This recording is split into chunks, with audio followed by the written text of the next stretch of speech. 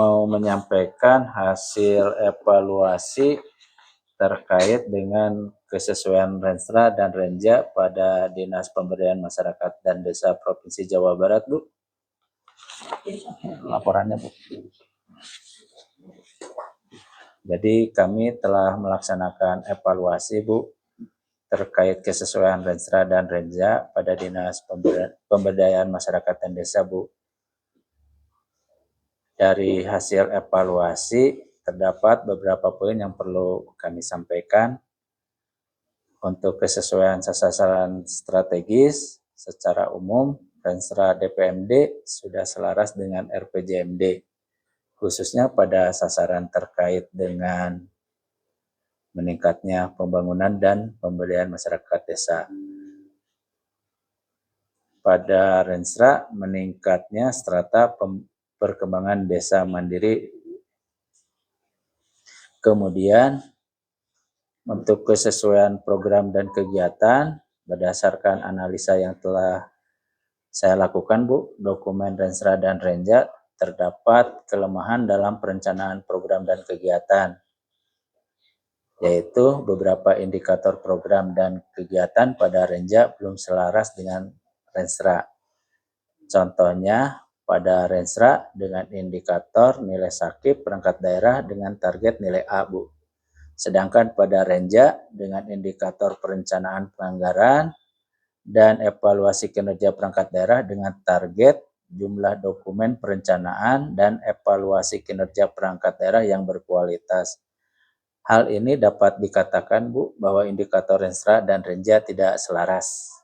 Kemudian pada Renstra dengan indikator jumlah dokumen perencanaan dan evaluasi kinerja perangkat daerah yang berkualitas dengan target 100, Bu. Sedangkan pada Renja dengan indikator administrasi umum perangkat daerah dengan target 100%. Hal ini dapat dikatakan target Renja dan Renstra tidak selaras. Kemudian untuk kesesuaian indikator kinerja, berdasarkan hasil analisa, target indikator Renstra dan Renja belum semua indikator ada kesesuaian, baik penetapan indikator program dengan indikator target capaian, sehingga dapat disimpulkan perencanaan pada DPMD belum smart, seperti yang telah saya contohkan di atas, Bu.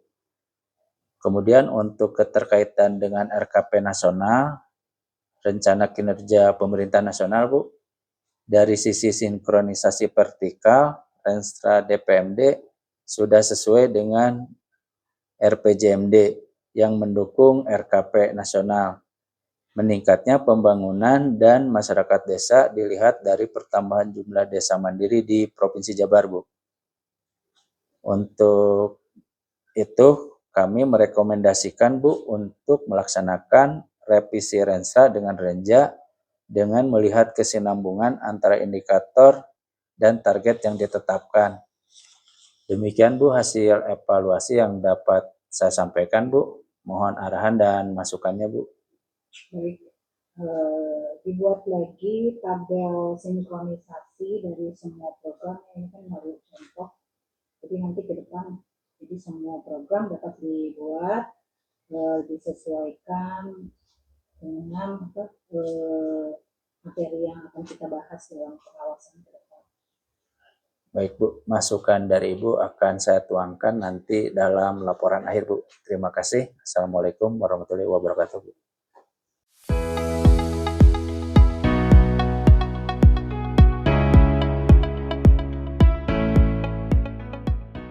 Izin, Bu, menyampaikan hasil evaluasi terkait dengan target kinerja urusan pemerintahan, Bu, sebagai bahan perencanaan pengawasan tahunan, Bu. Ini, Bu, dokumennya, Bu.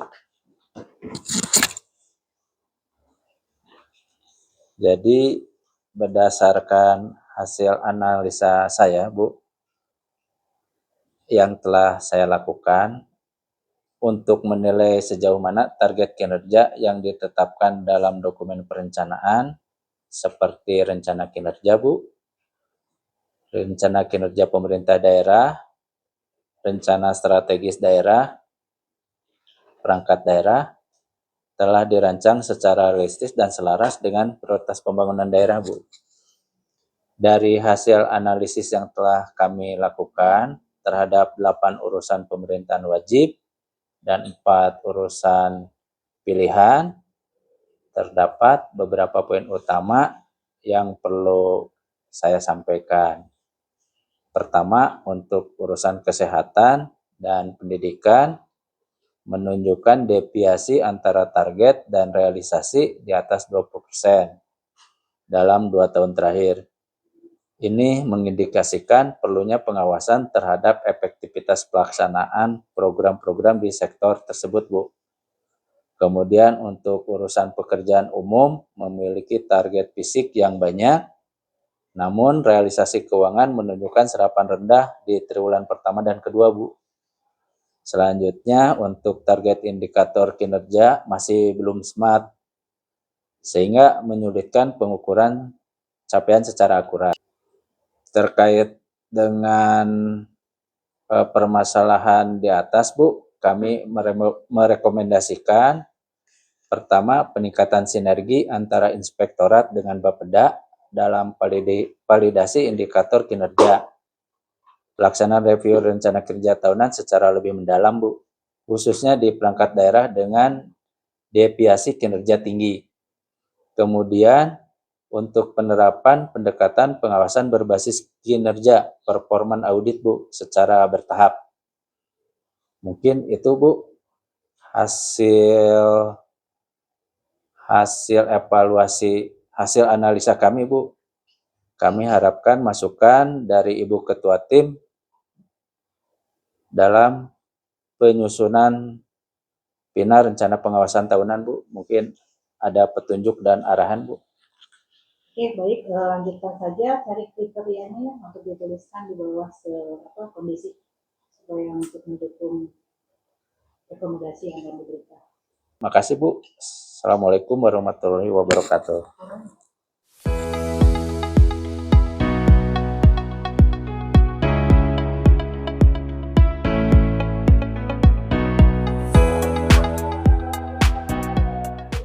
Sore Pak. Sore, Pak. Dengan Pak siapa? Ian. Oh, Pak Ian ya. Aduh. Pak Ian, terima kasih telah memenuhi undangan kami dalam rangka pemeriksaan kasus pengaduan masyarakat terhadap dugaan adanya penyelewengan dana BOS oleh Kepala Sekolah SMK Karya yang beralamat di Tasikmalaya, Pak Ian. Oh iya. Iya. Apakah Pak Ian bersedia untuk dimintai keterangan oleh kami, Pak? Bersedia. Bersedia. Siap.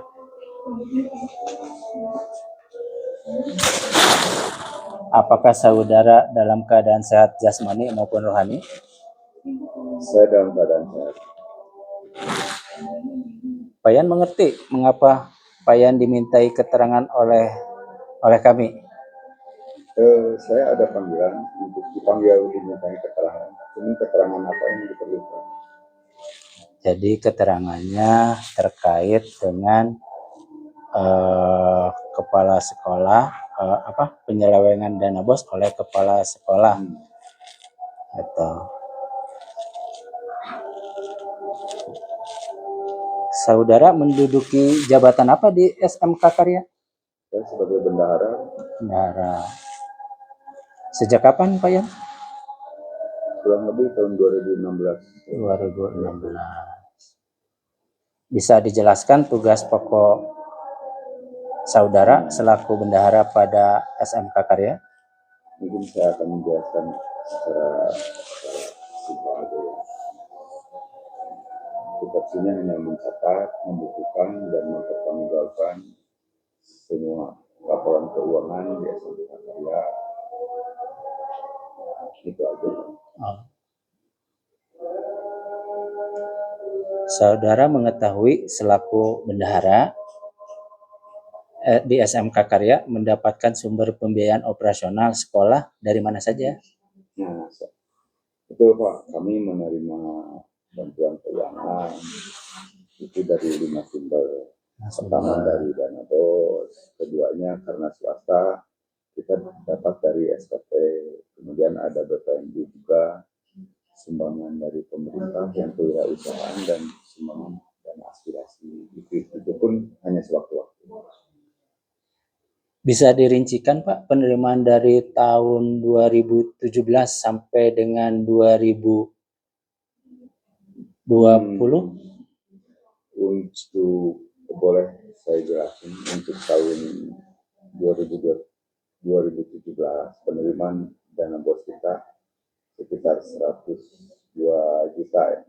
Kemudian 2018 sekitar 116 juta, di 2019 135 juta, dan di 2020 itu kira 320 juta.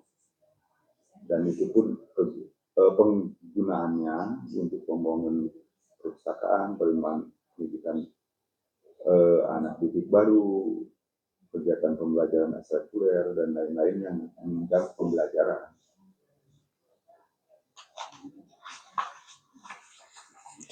Kalau jumlah siswa pada saat Pak Yan menjabat bendahara BOS, jumlahnya ada berapa? Saya mulai jadi bendahara di tahun 2016. Tahu saya siswa dulu tahun 2017 masuknya tahun ajarannya ada 73 siswa, di 2018 ada 83 siswa, dan 2019 97 siswa. Dan kebetulan tahun terakhir itu yang saya tahu tahun 2020 itu ada 200 siswa. Kalau jumlah guru yang mengajar di SMK Karya ada berapa? Guru itu saat ini itu sebanyak 16 guru. 16 guru. Iya, terdiri dan dibantu dengan 4 TU dan 2 pelatih olahraga. Selama Pak Yan melakukan pengelolaan keuangan di sekolah sejak berdiri, apakah saudara selaku bendahara difungsikan sesuai dengan tugas pokok dan fungsi bendahara? Nah, ini saya harus jawab jujur di sini ya. Saya selaku bendahara tidak pernah dilibatkan dalam hal fungsinya sebagai bendahara, terutama dalam hal pemotongan pajak, tidak menyimpan uang, semuanya dikelola oleh kepala sekolah. Saudara selaku pengelola uang BOS BPMU, pada saat melakukan pencairan di bank selalu dilibatkan? Ya, Bisa. Kalau untuk pencairan saya selalu dilibatkan untuk BOS dan BPMU. Bisa dijelaskan mekanisme pencairan BOS BPMU? Mungkin secara sekilas saya jelaskan ya. Pertama, saya menyiapkan buku rekening BPD-nya yang atas nama SMA Karya. Kemudian membuat stempel sekolah, KTP kepala sekolah, terus termasuk bendahara dengan melengkapi surat keterangan izin memimpin sekolah yang dikeluarkan oleh Dinas Pendidikan Provinsi Jawa Barat. Bisa dijelaskan mekanisme melakukan pembayaran belanja? Nah, untuk mekanisme pembayaran belanja, jadi guru atau karyawan mengajukan pembelian barang untuk kegiatan belajar mengajar. Kemudian pengajuan tersebut diajukan kepada kepala sekolah. Lalu uang tersebut diberikan kepada saya selaku bendahara. Jadi yang memegang uang itu kepala sekolah dalam hal ini. Jadi saya tidak mengetahui betul keuangan kas sekolah. Begitu Pak. Apakah ada uang SPP? Berapa jumlah persiswanya? Uang SPP persiswa itu SPP-nya itu persiswa 65.000. Iya. Namun bagi siswa yang tidak mampu mereka tidak dipungut SPP. Kalau untuk guru mendapatkan honor dari SMK Karya nggak? Nah, untuk guru dia mendapatkan honor dihitung dari jam mengajar. Per jam mengajarnya itu 12.000 dan dibayarkan setiap bulan. Baik. Ada keterangan lain yang akan disampaikan kepada kami, Pak Yan? Sepertinya tidak ada, Pak. Tidak Saya ada. sudah jelaskan semua, Pak. Baik. Pak Yan, apabila dimintai keterangan kembali di kemudian hari, apabila diperlukan bersedia? Siap, bersedia. Apakah semua keterangan yang tadi saudara sampaikan kepada kami benar? Benar, Pak. Apabila di kemudian hari ternyata keterangan yang saudara sampaikan kepada kami tidak mengandung kebenaran, apakah saudara bersedia dituntut ke pengadilan? Bersedia. Bersedia. Baik, Pak Yan. Terima kasih atas keterangannya, Pak Yan. Sama-sama, Pak. Ya. Mudah-mudahan apa yang saya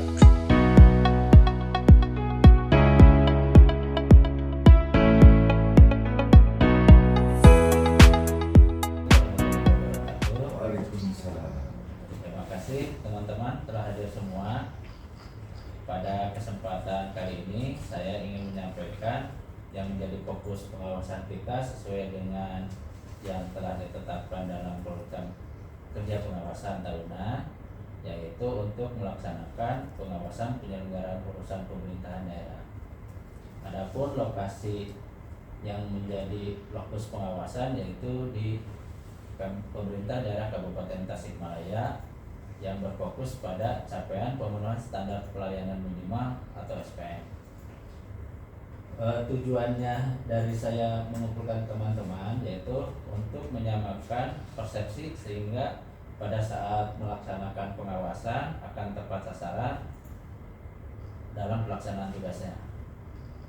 Adapun surat perintah yang telah ditandatangani oleh inspektur, kita akan melaksanakan pengawasan penyelenggaraan urusan pemerintahan daerah tahun 2024 di pemerintah daerah Kabupaten Tasikmalaya selama 19 hari kerja terhitung mulai tanggal 25 Agustus 2025 sampai dengan 19 September 2025. Adapun tujuan pengawasan adalah untuk meyakinkan bahwa penyelenggaraan urusan pemerintahan daerah telah dilaksanakan sesuai dengan ketentuan peraturan perundang-undangan. Adapun yang akan menjadi fokus pengawasan yaitu capaian target SPM pada pemerintah daerah, kemudian permasalahan dan rencana aksi, kemudian keselarasan kebijakan atas aspek kelembagaan, kepegawaian, dan keuangan inspektorat daerah kabupaten.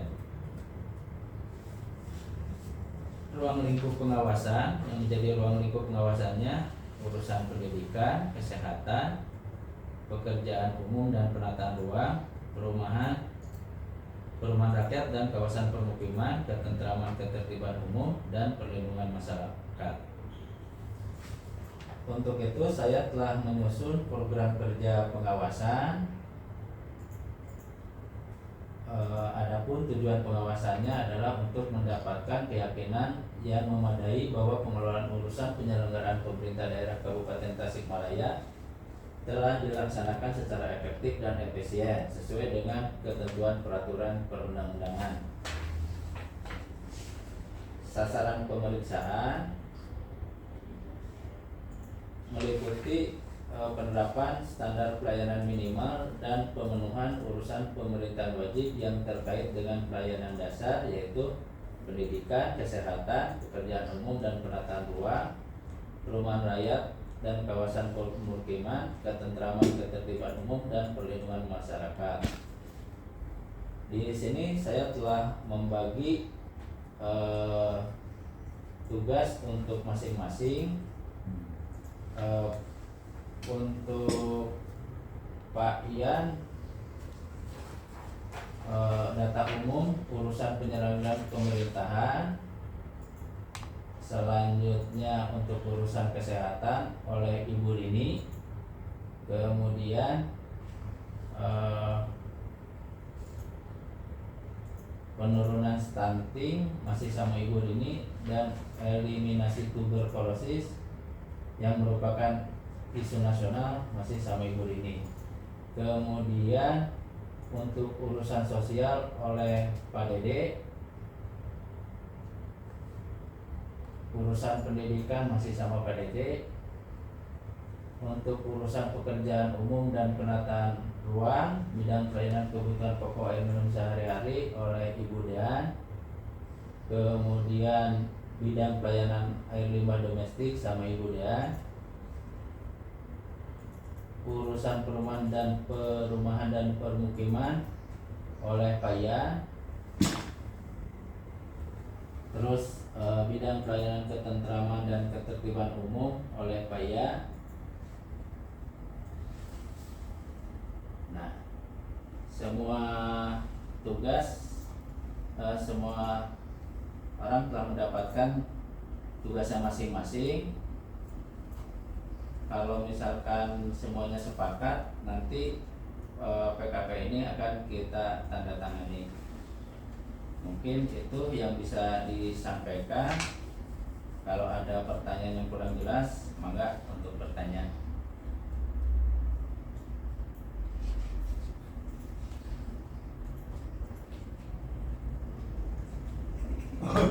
Kalau sudah jelas, Om, sudah jelas. Saya rasa ini sudah jelas, pembagiannya sudah sesuai lah dengan kompetensi orang-orang. Ini Cukup ya. Kalau udah cukup, kita akhiri pertemuan hari ini.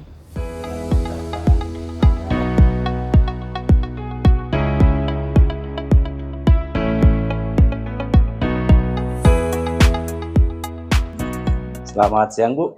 Siang, silakan duduk. Iya. Silakan duduk. Mau ada apa? Jadi saya mau menyampaikan laporan hasil pengawasan, Bu, selama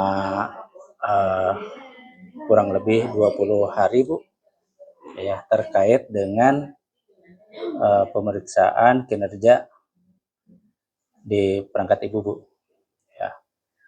Jadi berdasarkan hasil pengawasan yang telah tim laksanakan, Bu, kami menemukan beberapa kelemahan, Bu, terkait dengan SPM urusan wajib pelayanan dasar perumahan dan permukiman, Bu.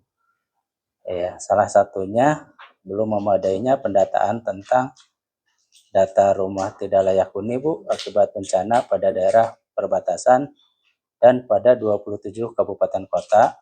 Kemudian data rumah relokasi belum mencakup data pada 27 kabupaten kota, Bu. Data kebutuhan air belum mencakup data 27 di kabupaten kota. Kemudian data pengolahan air limbah domestik regional lintas di seluruh kabupaten kota, Bu. Terus terkait dengan kajian anggaran pelayanan dasar sangat rendah dengan total anggaran SPM, Bu, sebesar 4,02% dari total APBD pada Dinas Perumahan dan Permukiman. Kemudian belum ada bukti hasil pembinaan dan pengawasan penerapan SPM urusan wajib pelayanan dasar perumahan dan permukiman. Kemudian belum ada bukti pengawasan penerapan SPM urusan wajib pelayanan dasar perumahan dan permukiman yang dilaksanakan oleh pemerintah daerah provinsi secara teknis kepada pengelola perumahan dan permukiman kabupaten kota, sehingga belum ada rekapitulasi keadaan cakupan SPM dan masalah atau kendala kabupaten kota dalam capaian target SPM perumahan dan permukiman yang memenuhi kebutuhan masyarakat. Kemudian belum ada rencana aksi capaian target sesuai kebutuhan pemenuhan pelayanan dasar berdasarkan data kebutuhan masyarakat dan kemampuan kabupaten kota dalam memberikan fasilitasi penyediaan dan rehabilitasi rumah yang layak huni bagi korban bencana provinsi dan fasilitasi penyediaan rumah yang layak huni bagi masyarakat yang terkena relokasi program pemerintah daerah provinsi, Bu. Dari semua permasalahan yang tadi saya sampaikan, Bu, saya menyimpulkan perencanaan pelaksanaan SPM urusan wajib pelayanan dasar perumahan dan permukiman tingkat Provinsi Jawa Barat belum memadai, Bu. Hal tersebut tidak sesuai dengan salah satunya Peraturan Pemerintah Nomor 2 Tahun 2018 tentang standar pelayanan minimal, kemudian Peraturan Menteri Pekerjaan Umum dan Perumahan Rakyat Nomor 29 PRT M 2018 tentang standar teknis standar pelayanan minimal pekerjaan umum dan perumahan rakyat, Peraturan Kementerian Dalam Negeri Nomor 59 Tahun 2021 tentang penerapan standar pelayanan minimal, kemudian lampiran Peraturan Menteri Dalam Negeri Nomor 84 Tahun 2022 tentang pedoman penyusunan anggaran pendapatan dan belanja daerah tahun anggaran 2025, Bu. Kemudian Peraturan Gubernur Jawa Barat Nomor 19 Tahun 2019 tentang standar pelayanan minimal pelayanan dasar urusan pemerintahan wajib pemerintah daerah Provinsi Jawa Barat. Atas permasalahan tersebut di atas, kami merekomendasikan kepada Kepala Dinas Perumahan dan Permukiman Provinsi Jawa Barat supaya melakukan kajian data kebutuhan pemenuhan SPM urusan wajib pelayanan dasar se-Jawa Barat sebagai dasar rencana aksi dan perencanaan pada rencana strategis. Kemudian melakukan sosialisasi kepada seluruh perangkat daerah tentang perencanaan pembangunan standar pelayanan minimal urusan wajib pelayanan dasar perumahan dan permukiman yang tertuang pada rencana strategis tahun 2024 sampai 2028 Rispam dan Rispal dan RP3KP yang telah disahkan. Kemudian melakukan koordinasi dan rancangan usulan anggaran dengan Badan Perencanaan Pembangunan Daerah Provinsi Jawa Barat dan Badan Pengelolaan Keuangan dan Aset Daerah Provinsi Jawa Barat dengan kebijakan anggaran diutamakan untuk capaian pembangunan standar pelayanan minimal urusan wajib pelayanan dasar perumahan dan permukiman. Demikian, Bu, permasalahan yang kami temukan selama pengawasan yang berhubungan dengan standar pelayanan minimal di Dinas Perumahan dan Permukiman, Bu. Terima kasih. Baik, Pak Yosep, nanti kami akan komunikasikan kepada teman-teman untuk melakukan perbaikan dari tindak lanjut pengawasan. Baik, Bu. Terima kasih.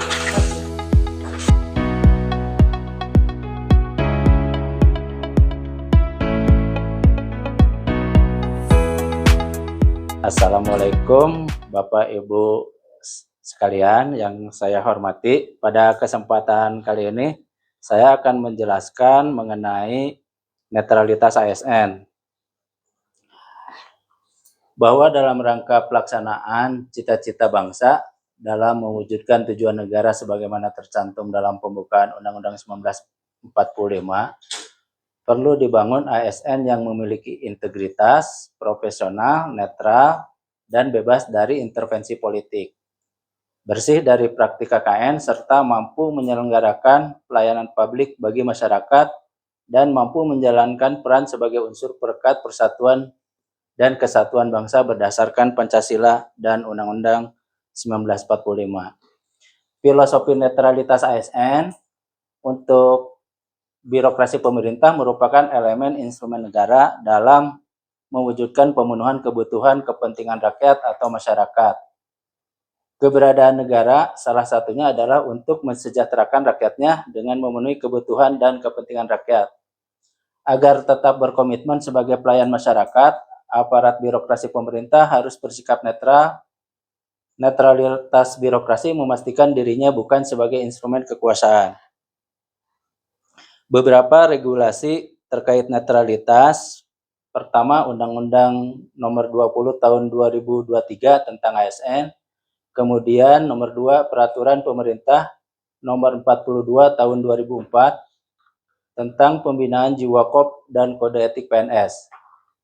Ketiga, Peraturan Pemerintah Nomor 37 Tahun 2004 tentang larangan PNS menjadi anggota parpol.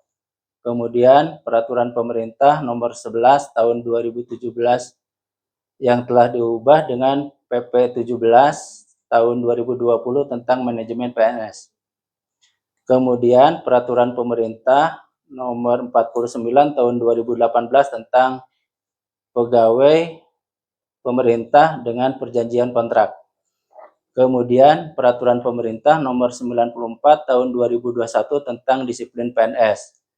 Kemudian ada keputusan bersama Menteri Pembinaan Aparatur Negara dan Reformasi Birokrasi, Menteri Dalam Negeri, Kepala BKN, Ketua KSN, dan Ketua Bawaslu tahun 2022 tentang pedoman pembinaan dan pengawasan netralitas pegawai ASN dalam penyelenggaraan pemilihan umum dan pemilihan, serta surat edaran Menteri Pan-RB nomor 18 tahun 2023 tentang netralitas bagi pegawai ASN yang memiliki pasangan, suami atau istri berstatus sebagai calon kepala daerah atau wakil kepala daerah, calon anggota legislatif, dan calon presiden atau wakil presiden. Perka BKN nomor 6 tahun 2022 tentang peraturan pelaksanaan peraturan pemerintah nomor 94 tahun 2021 tentang disiplin PNS. Yang terakhir ada surat edaran Menteri Pan-RB nomor 1 tahun 2023 tentang pedoman pembinaan dan pengawasan netralitas pegawai pemerintah non-pegawai negeri dalam penyelenggaraan pemilihan umum dan pemilihan. Regulasi netralitas ASN pada pasal 2 huruf F, penyelenggaraan kebijakan dan manajemen ASN berdasarkan pada asas netralitas yang berarti bahwa setiap pegawai ASN tidak berpihak dari segala bentuk pengaruh manapun dan tidak memihak kepada kepentingan lain di luar kepentingan bangsa dan negara. Kemudian pada pasal 24 ayat 1 huruf D, pegawai ASN wajib menjaga netralitas. Menjaga netralitas maksudnya tidak berpihak, bebas konflik kepentingan, bebas intervensi politik, bisa melayani, dan adil.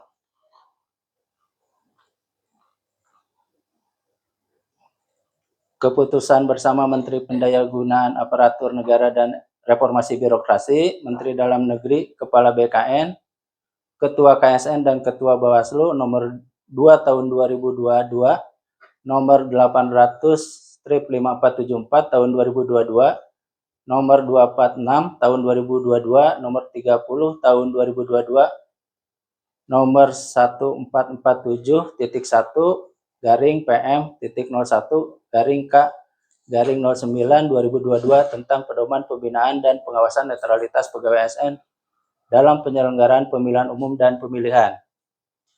Maksud dan tujuan dari surat keputusan bersama tahun 2022 tentang pedoman pembinaan dan pengawasan netralitas pegawai ASN dalam penyelenggaraan pemilihan umum dan pemilihan. Pertama, membangun sinergitas dan efektivitas dalam pembinaan dan pengawasan netralitas pegawai ASN. Kedua, mendorong kepastian hukum terhadap penanganan pelanggaran asas netralitas pegawai ASN. Ketiga, terwujudnya pegawai ASN yang netral dan profesional, terselenggaranya pemilihan umum dan pemilihan yang berkualitas. Fungsi pegawai ASN pada pasal 10 Undang-Undang Nomor 20 Tahun 2023 yaitu sebagai pelaksana kebijakan publik, kemudian pelayan publik, ketiga perekat dan pemersatu bangsa. Pada Peraturan BKN Nomor 6 Tahun 2022, Peraturan Pelaksanaan Peraturan Pemerintah Nomor 94 Tahun 2021 tentang disiplin PNS, memberikan dukungan kepada calon presiden atau wakil presiden, calon kepala daerah atau wakil kepala daerah, calon anggota Dewan Perwakilan Rakyat, calon anggota Dewan Perwakilan Daerah, atau calon anggota Dewan Perwakilan Rakyat daerah dengan cara pertama, memberikan dukungan kepada calon presiden atau wakil presiden, calon kepala daerah atau wakil kepala daerah, calon anggota Dewan Perwakilan Rakyat, calon anggota Dewan Perwakilan Daerah, atau calon anggota Dewan Perwakilan Rakyat daerah dengan cara menjadi peserta kampanye dengan menggunakan atribut partai atau atribut PNS, akan mendapatkan hukuman disiplin tingkat sedang. Kemudian apabila ASN sebagai peserta kampanye dengan mengerahkan PNS lain, kemudian sebagai peserta kampanye dengan menggunakan fasilitas negara, membuat keputusan atau tindakan yang menguntungkan atau merugikan salah satu pasangan calon sebelum, selama, dan sesudah masa kampanye, kemudian mengadakan kegiatan yang mengarah kepada keberpihakan terhadap pasangan calon yang menjadi peserta pemilu sebelum, selama, dan sesudah masa kampanye, meliputi mengadakan pertemuan, ajakan, himbauan, seruan, atau pemberian barang kepada PNS dalam lingkungan unit kerjanya, anggota keluarga, dan masyarakat, kemudian memberikan surat dukungan disertai fotokopi kartu tanda penduduk atau surat keterangan tanda penduduk, akan mendapatkan hukuman disiplin tingkat berat. Demikian yang bisa saya sampaikan terkait dengan netralitas ASN. Terima kasih Bapak Ibu sekalian.